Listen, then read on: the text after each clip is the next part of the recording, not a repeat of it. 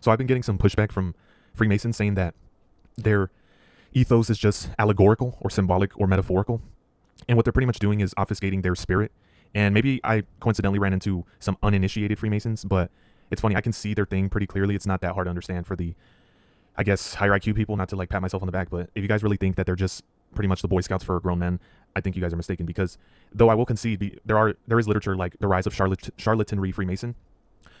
The Scottish Rite, the York Rite, excuse me, the York Rite lodges you see, yeah, I'll probably concede that most of those are just hangout spots and it's kind of like church where people just want to go and then leave and then go eat at Denny's on Sunday or whatever. But in most Freemasonic locations where revolutions happen and where there was participation in prominent state influence and things of that nature, and I would say corporate importance, they are well aware of what those allegorical things mean.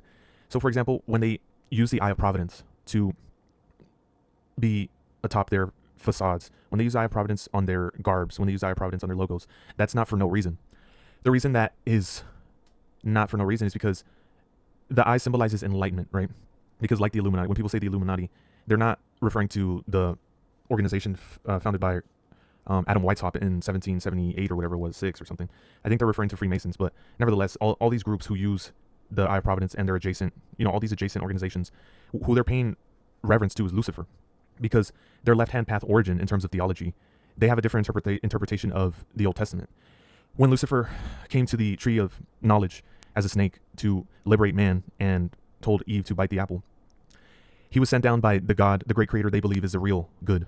They believe that liberation is the true exercise of man, is the true duty to reach higher divinity. And yeah, they may quibble about what morality means, but that is their true intention. And I think their political machinations in previous years and maybe in the future, because in some sense they've won, as I've said in previous conclusions of videos, I believe that their political utilities have just been a front for their spiritual intent. Now, whether the lower uninitiated so-called members are aware of that, it's hard to say. That's why you get this misinformation of commoners saying like, "Oh, we just go to my lodge and we don't, we just hang out." And I just, ask myself, why are the rituals hidden and things like this? Maybe some of them are naive and think it means nothing. It's just like they're just LARPing, right? It's an allegorical LARP. But why is it hidden? They have this framework of having things hidden, and I think that's not for no reason. I think that served them when they were infiltrating institutions, say in the French Revolution, or being covert with media infiltration and things like this. So that's what I got to say on that. I think spiritually they're Luciferian, so it's not innocuous, all these dark art seeming iconography and rituals. And I know you can rebut by saying, well, their adversaries, the Catholic Church, who they are longtime rivals with, have secrecy as well.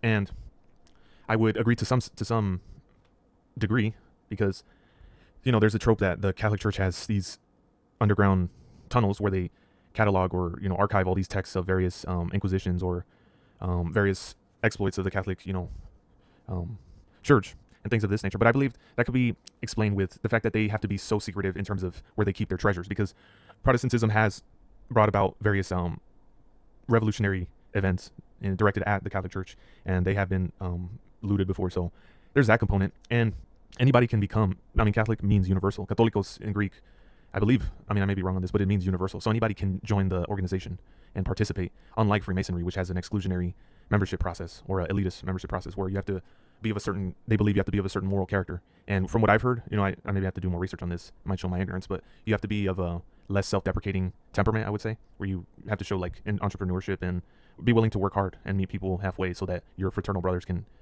connect you with other endeavors or work or whatever, and uphold, I guess their guild symbolically or maybe literally.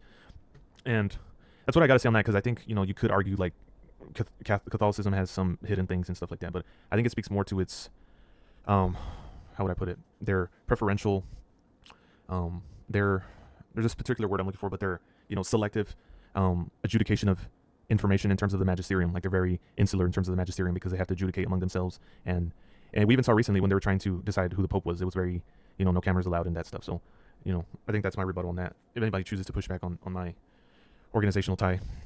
But yeah, that's how I feel about that aspect.